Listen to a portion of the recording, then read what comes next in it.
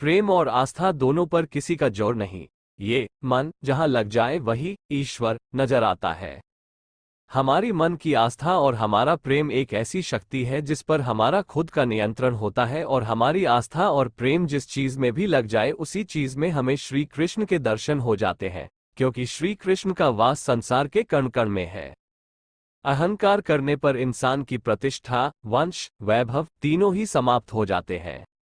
जिस मनुष्य के मन में अहंकार का वास होता है उस मनुष्य के जीवन से उसकी प्रतिष्ठा, उसका वंश और उसका वैभव तीनों समाप्त होते चले जाते हैं। अहंकार मत कर किसी को कुछ भी देकर, क्या पता तू दे रहा है या पिछले जन्म का कर्जा चुका रहा है। जीवन में कभी भी दान देते समय मनुष्य को अहंकार नहीं करना चाहिए, क्योंकि हो सकता है जिसे वो दान दे रहा है उसे दान देकर वो अपने पिछले जन्म का कर्ज चुका रहा है। बुरे कर्म करने नहीं पड़ते हो जाते हैं, और अच्छे कर्म होते नहीं करने पड़ते हैं।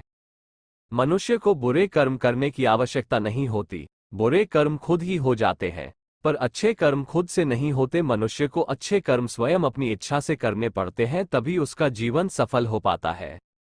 जब आप प्रभु के साथ जुड़ जाओगे तो आपकी परीक्षा आरंभ हो जाएगी। कुछ लोग इसे दुख समझते हैं तो कुछ लोग प्रभु की कृपा। सदियों से ईश्वर अपने भक्तों की परीक्षा लेता आया है, और इस परीक्षा के दौरान ईश्वर अपने भक्तों को अनेक प्रकार के कष्टों से सामना करवाता है। सामान्य मनुष्य इन कष्ट और दुखों को भगवान की पीड़ा समझकर भगवान से मुंह मोड़ लेता है, तो दूसरी तरफ सच्चे भक्त प्रभु का आशीर्वाद समझकर इन कष्टों का सामना करते हैं।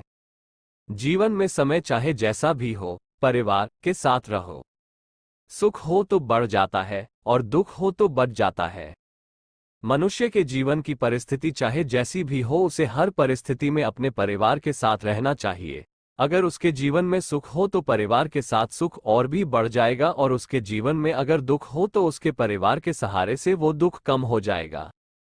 स्वार्थ से रिश्ते बनाने की कितनी भी कोशिश करें, वो कभी नहीं बनते हैं, और प्रेम से बने रिश्तों को कितना भी तोड़ने की कोशिश करें, वो कभी नहीं टूटते। श्री कृष्ण कहते हैं कि जिस रिश्ते की शुरुआत स्वार्थ से हो वो रिश्ता कभी सफल नहीं हो पाता, और जिस रिश्ते की शुरुआत प्रेम से हो उस रिश्ते को दुनिया की कोई भी ताकत नहीं तोड़ सकती। फल की अभिलाषा छोड़कर कर्म करने वाला पुरुष ही अपने जीवन को सफल बनाता है। जिस मनुष्य का अटूट विश्वास अपने कर्मों पर होता है और जो मनुष्य अपने कर्मों पर सदा अडिग रहता है, वही मनुष्य जीवन में सफल हो पाता है, और जो मनुष्य सिर्फ फल की चिंता करता है और कर्म नहीं करता उसे जीवन में सिर्फ असफलता ही प्राप्त होती है। अगर व्यक्ति शिक्षा से पहले संस्कार, व्यापार से पहले व्यवहार और भगवान से पहले माता पिता को पहचान ले तो जिंदगी में कभी कोई कठिनाई नहीं आएगी।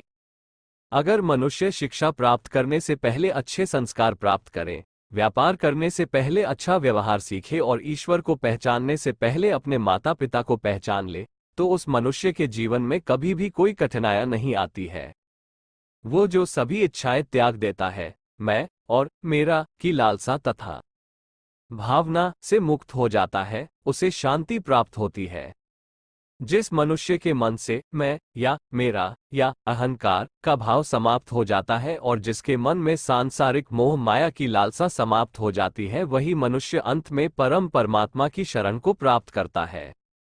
हर कीमती चीज को उठाने के लिए झुकना ही पड़ता है, माँ और पिता का आशीर्वाद भी इनमें से एक है। श्री कृष्ण कहते हैं, जैसे हर कीमती वस्तु को उठाने के लिए मनुष्य को झुकना पड़ता है, ठीक उसी प्रकार माता पिता के आशीर्वाद को प्राप्त करने के लिए भी मनुष्य को झुकना ही पड़ता है, क्योंकि माता पिता का आशीर्वाद इस संसार में सबसे ज्यादा कीमती होता है।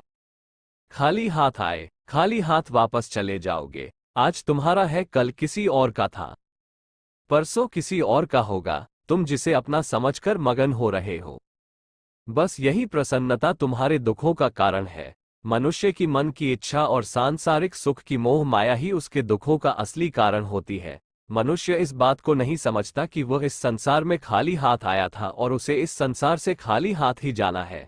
इसीलिए जिस वस्तु को वह हमेशा अपना समझकर खुश होता है वही उसके दुखों का असली कारण होता है, क्योंकि जो आज उसका है वह कल किसी और का हो जाएगा।